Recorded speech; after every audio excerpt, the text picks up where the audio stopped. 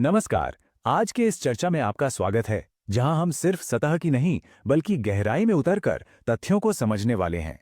काशी यानी बनारस, ऊपर से देखने पर घाटों, मंदिरों और तंग गलियों की हलचल से भरा एक जीवंत शहर लगता है। लेकिन आज हम इन पक्के महाल की भीड़-भाड़ वाली गलियों से नजरें हटाकर इस प्राचीन शहर के उस छिपे हुए अंडरग्राउंड नेटवर्क को एक्सप्लोर करेंगे, जो सदियों से खामोशी से अपना काम कर रहा है। तो चलिए इस 3D लेयर्ड स्ट्रक्चर की गहराई में चलते हैं। एक बहुत ही बेसिक सा सवाल दिमाग में आता है। सोचिए, इस दुनिया के सबसे पुराने जीवन शहर के ठीक नीचे आखिर क्या छिपा है?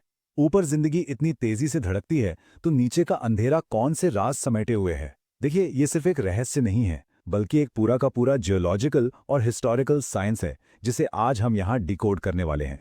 1800 BCE काशी में कम से कम इस समय से लगातार इंसानी बसावट रही है। अब होता क्या है कि जब हजारों सालों तक एक ही जगह पर लोग बसते हैं, इमारतें बनती और बिगड़ती हैं, तो शहर का ग्राउंड लेवल धीरे धीरे ऊपर उठने लगता है। इसका सीधा सा नतीजा ये हुआ कि प्राचीन काशी का जो असली जमीनी स्तर था, वो आज की मॉडर्न सड़कों के काफी नीचे दब गया। और यही वो वजह थी जिसने तहखानों को वजूद में लाया। लेकिन ध्यान दीजिए, ये कोई आम बेसमेंट नहीं है। ये गहरे सील्ड तहखाने हैं, छिपे हुए स्ट्रक्चरल रास्ते हैं और सेक्रेट चेम्बर्स हैं। ये सब किसी गलती से नहीं बने, बल्कि हिस्टोरिकल प्रिजर्वेशन, धार्मिक आस्था और एडवांस्ड इंजीनियरिंग का एक बहुत ही शानदार नमूना है। तो आइए सबसे पहले बात करते हैं secret vaults and hidden shrines की, यानी पवित्र तहखाने और छिपे हुए मंदिर।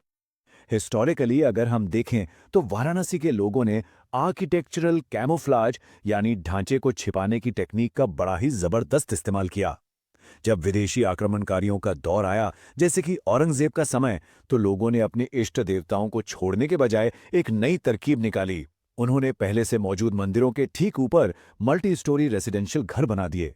बाहर से देखने पर यह सिर्फ एक आम घर लगता था, लेकिन उसके ठीक नीचे एक पूरा पवित्र मंदिर बिल्कुल सुरक्षित होता था। और ये कोई सुनी सुनाई कहानी नहीं है, ये आज भी एक फिजिकल रियलिटी है। कश्मीरी माल हवेली के पीछे शीतला गली में चले जाइए, वहां सड़क पर खड़े होकर जब एक छोटे से छेद से नीचे झांका जाता है, तब जाकर 40 फीट नीचे मौजूद पीटा महेश्वर शिवलिंग के दर्शन होते हैं। अर्बन लाइफ और अंडरग्राउंड रिचुअल्स का ऐसा अनोखा संगम शायद ही कहीं और मिले। यहां एक बड़ा दिलचस्प कंपैरिजन देखिए। एक तरफ वाराही देवी का मंदिर है, जो पूरी तरह से जमीन के नीचे है। डिवोटीज वहां डायरेक्ट नहीं जा सकते। दर्शन सिर्फ छत में बने छोटे छेदों से ऊपर से ही किए जा सकते हैं। वहीं दूसरी तरफ माणिकर्णिका घाट के पास माणिकर्णीश्वर महादेव का मंदिर है। वहां दर्शन के लिए प्रॉपर सीढ़ियां उतरकर एक गहरे अंधेरे अंडरग्राउंड चेंबर में जाना पड़ता है ना हैरत अंगेज। पूजा पाठ के अलावा इन जगहों का इस्तेमाल गहन आध्यात्मिक साधना के लिए भी होता था।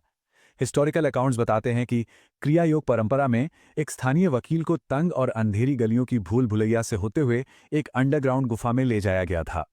वहां महाअवतार बाबा जी सता के शोर शराबे से पूरी तरह दूर एक अकेले दिए की रोशनी में बिल्कुल सन्नाटे में ध्यानमग्न थे। चलिए अब अपने विश्लेषण के अगले पड़ाव पर चलते हैं, एलीट हवेलीज और सब सरफेस डिजाइन, यानी शाही हवेलियां और उनका जमीन के नीचे का डिजाइन।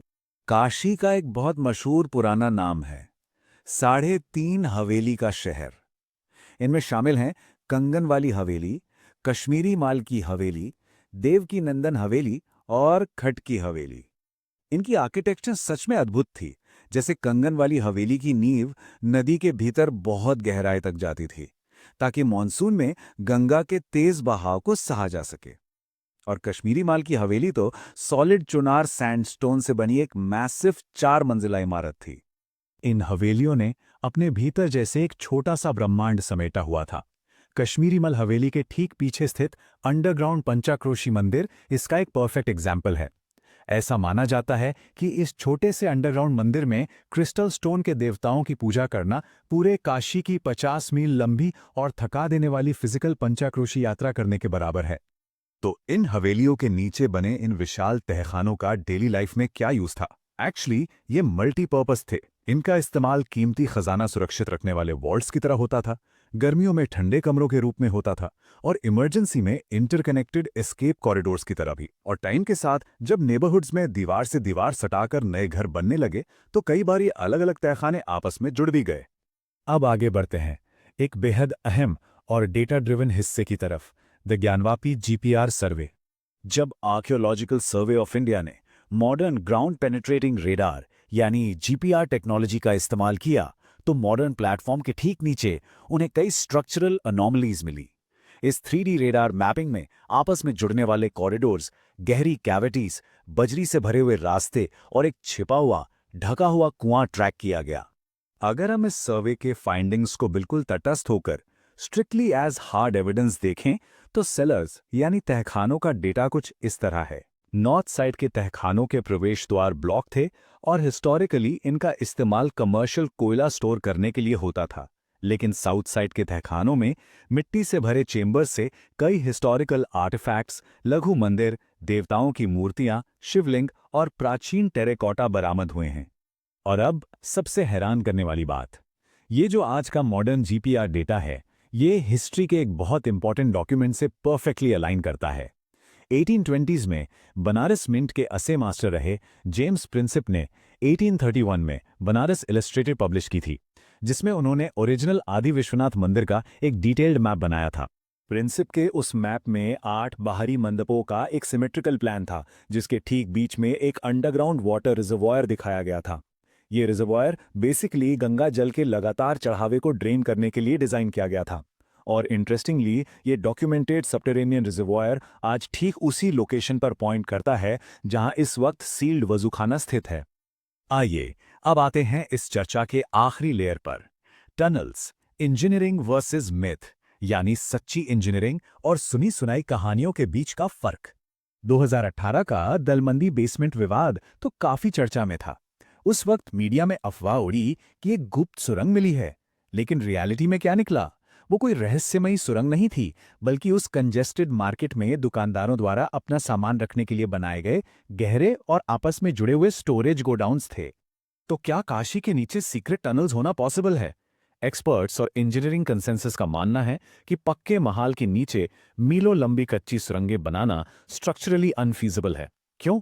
क्योंकि वहां की सदियों पुरानी ईंटों की नींव, एलुवियल मिट्टी और पानी के कॉम्प्लेक्स रिसाव के चलते ऐसी कोई भी लंबी सुरंग बनाना फिजिकली इम्पॉसिबल है। लोक कहानियों और हिस्ट्री के बीच का ये फर्क 1781 में महाराजा चेत सिंह के भागने के किस्से से भी समझा जा सकता है। लोक कथाओं ने इसे थोड़ा रोमांटिसाइज कर दिया और कहा गया कि वो एक जादुई अंडरग्राउंड सुरंग से भागे थे। लेकिन अगर हम हिस्टोरिकल रिकॉर्ड्स पढ़ें तो सच्चाई ये है कि उन्होंने किले की दीवार से नदी की तरफ पगड़ियों को खोलकर उन्हें आपस में बांधकर एक रस्सी बनाई थी और उसके सहारे नीचे उतरे थे। हालांकि इसका ये मतलब बिल्कुल नहीं है कि प्राचीन समय में कमाल की अंडरग्राउंड इंजीनियरिंग नहीं हुई। असली इंजीनियरिंग चमत्कार तो जेम्स प्रिंसिप की बनाई हुई मछोदरी ड्रेनेज टनल है, जो 1825 से 1827 के बीच बनी थी। भारी ईंटों के आर्चेस से बनी ये विशाल सुरंग नदी के प्रेशर को झेलने के लिए डिजाइन की गई थी। इसने रुके हुए झीलों के पानी को सीधे गंगा में ड्रेन किया, जिसकी वजह से ग्राउंड के ऊपर नए अर्बन एरियाज का विकास संभव हो पाया। और देखिए, इस तरह के मैसिव प्राचीन हाइड्रोलिक ढांचे सिर्फ बनारस तक सीमित नहीं है। 2022 में पूरी जगन्नाथ मंदिर के जीपीआर सर्वे में भी 90 मीटर लंबा एक अंडरग्राउंड चैनल वेरीफाई हुआ है। ये इस बात का सबूत है कि प्राचीन भारतीय मॉन्यूमेंटल आर्किटेक्चर में सैन्य और जल निकासी यानी मिलिट्री और हाइड्रोलिक यूटिलिटी दोनों के लिए अंडरग्राउंड इंफ्रास्ट्रक्चर का इस्तेमाल होता था। तो अंत में एक बहुत ही प्रोवोकेशन भरा सवाल हम सबके सामने आकर खड़ा हो जाता है।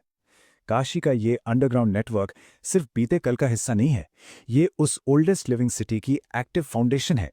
लेकिन जिस तरह से मॉडर्न अर्बन डेवलपमेंट और नए कंस्ट्रक्शंस का विशाल बोझ बढ़ रहा है, क्या उसके नीचे ये नाजुक और प्राचीन हेरिटेज सर्वाइव कर पाएगी? आज का ये विश्लेषण यहीं खत्म होता है, लेकिन ये सवाल यहीं छूट जाता है। इस पर विचार जरूर कीजिएगा।